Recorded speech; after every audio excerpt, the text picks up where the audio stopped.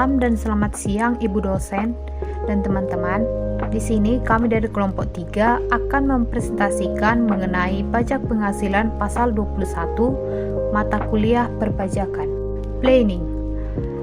Pada bagian ini, kami akan memaparkan materi-materi yang pertama, apa itu PPh. Di sini kami akan memaparkan mengenai pengertian dari PPh dan juga fungsinya. Yang kedua, dasar hukum PPh pasal 21. Yang ketiga, tarif pajak, PKP dan PTKP. Yang keempat, pemotong, siapa-siapa sajakah yang berhak memotong PPh pasal 21. Yang kelima, rumus menghitung PPh. Dan yang terakhir, contoh. Dan di sini kami mengambil contoh pajak pegawai tetap. Baik, di sini saya akan menjelaskan apa itu PPh 21.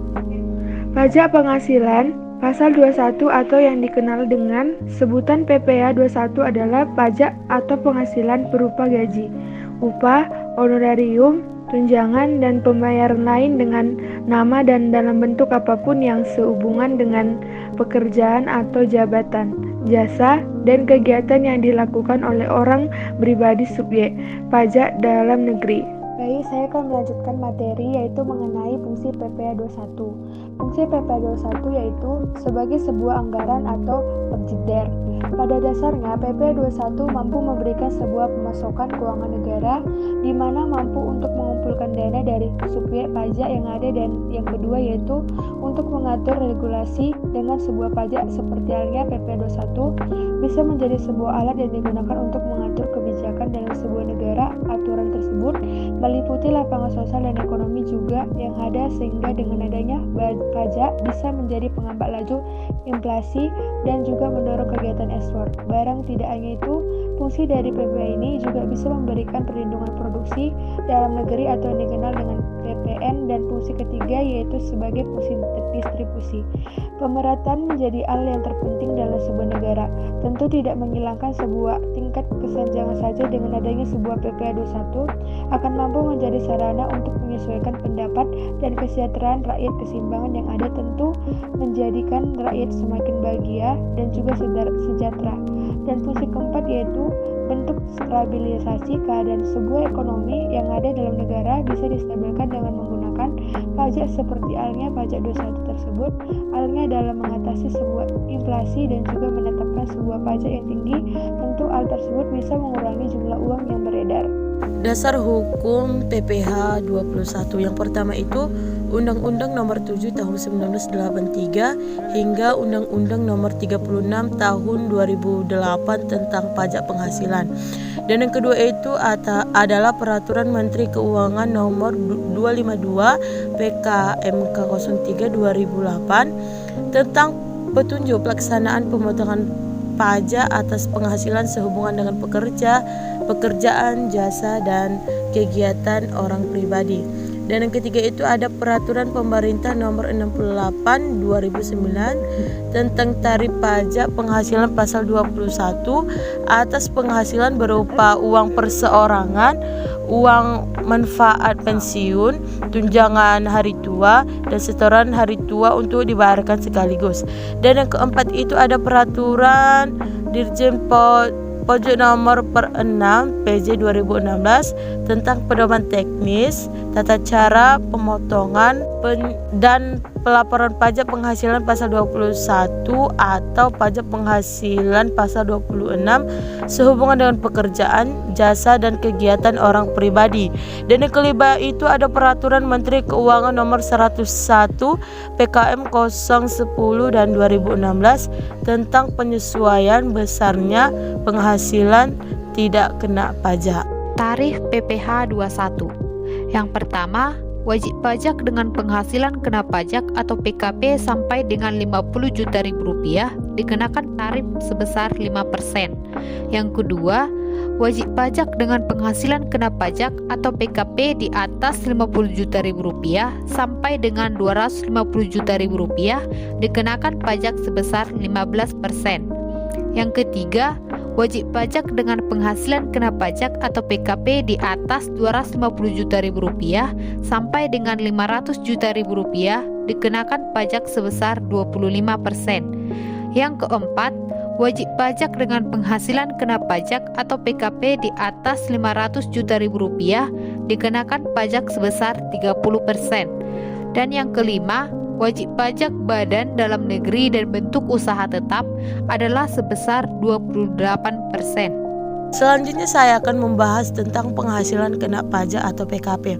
Menurut Peraturan Direktorat Jenderal Pajak Nomor per 32 PJ 2015, penghasilan kena pajak adalah pegawai tetap dan penerima pensiun berkala dikenakan PKP sebesar penghasilan neto dikurangi penghasilan tidak kena pajak atau PTKP terbaru. Sementara pegawai tidak tetap dikenakan PKP sebesar penghasilan bruto dikurangi penghasilan tidak kena pajak atau PTKP terbaru. Sedangkan untuk pegawai yang termuat dari Peraturan Direktorat Jenderal Pajak Nomor per 32 PJ 2015 Pasal 3 huruf C dikenakan sebesar 50% atas PKP dari jumlah penghasilan bruto dikurangi PTKP dalam 1 tahun. Penghasilan tidak kena pajak atau PTKP yang pertama 54 juta rupiah untuk diri wajib pajak orang pribadi, yang kedua 4.500.000 rupiah tambahan untuk wajib pajak yang kawin, yang ketiga 54 juta rupiah tambahan untuk seorang istri yang penghasilannya digabung dengan penghasilan suami, yang keempat 4.500.000 rupiah tambahan untuk setiap anggota keluarga sedara dan keluarga semenda. Selanjutnya, pemotong pajak PPh 21. Orang yang berhak memotong pajak PPh pasal 21 yaitu pemberi kerja, bendahara kas pemerintah, dana pensiun, orang pribadi, penyelenggara kegiatan. Yang selanjutnya, menghitung PPh 21 karyawan tetap. Pegawai tetap adalah pegawai yang menerima atau memperoleh penghasilan dalam jumlah tertentu secara teratur, termasuk anggota Dewan Komisaris dan anggota Dewan Pengawas, serta pegawai yang bekerja berdasarkan kontrak untuk suatu jangka waktu tertentu yang menerima atau memperoleh penghasilan dalam jumlah tertentu secara teratur. Contoh, Randy merupakan pegawai pada perusahaan PT Sejahtera, menikah tanpa anak, memperoleh gaji 8 juta rupiah. PT Sejahtera mengikuti program BPJS Ketenagakerjaan, premi jaminan kecelakaan kerja, dan premi jaminan kematian yang dibayarkan oleh pemberi kerja atau perusahaan dengan jumlah masing-masing 0,50% dan 0,30% dari gaji. PT Sejahtera menanggung iuran jaminan hari tua setiap bulan sebesar 3,70% dari gaji, sedangkan Randy membayar iuran jaminan hari tua sebesar 2% dari gaji setiap bulan. Di samping itu, PT Sejahtera juga mengikuti program pensiun untuk pegawainya. PT Sejahtera membayar iuran pensiun untuk Randy ke dana pensiun yang pendiriannya telah disahkan oleh Menteri Keuangan setiap bulan sebesar Rp200.000, sedangkan Randy membayar iuran pensiun sebesar Rp100.000. Pada bulan Juli 2016, Randy hanya menerima pembayaran berupa gaji. Selanjutnya, penyelesaian. Gaji sebesar Rp8 juta, premi jaminan kecelakaan sebesar Rp40.000. Rp40.000 ini didapatkan dari 0,5% dikali gaji sebesar Rp8 juta. Yang selanjutnya premi jaminan kematian sebesar Rp24.000 didapat dari 0,3% dikali gaji. Yang selanjutnya penghasilan bruto.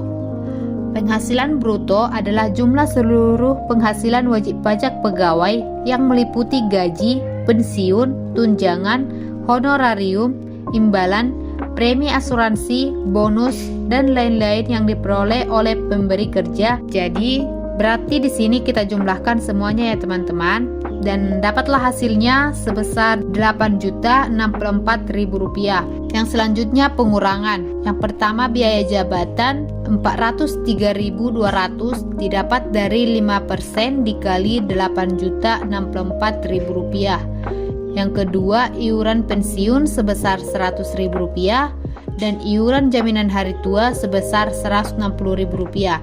Dijumlahkan dan hasilnya 663.200. Selanjutnya penghasilan neto sebulan. Berarti di sini Rp8.064.000 dikurang Rp663.200 dan hasilnya dapatlah Rp7.400.800. Lalu untuk penghasilan neto setahunnya itu Rp7.400.800 dikali dengan 12 karena dalam setahun ada 12 bulan.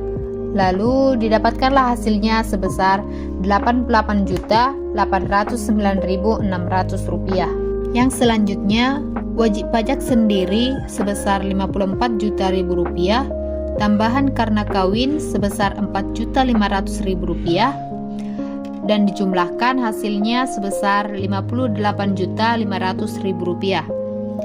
Yang selanjutnya penghasilan kena pajak setahun sebesar Rp30.309.600. Karena penghasilan dikalikan 12 dan dikurangi penghasilan tidak kena pajak PTKP, maka dapatlah hasilnya Rp30.309.600. PPh pasal 21 terutama 5% dikali Rp30.309.600 dan dapatlah hasilnya Rp1.515.450. PPh pasal 21 di bulan Januari didapat dari Rp1.515.450 dibagi 12, hasilnya Rp126.228.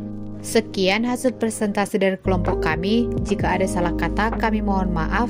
Selamat pagi dan terima kasih.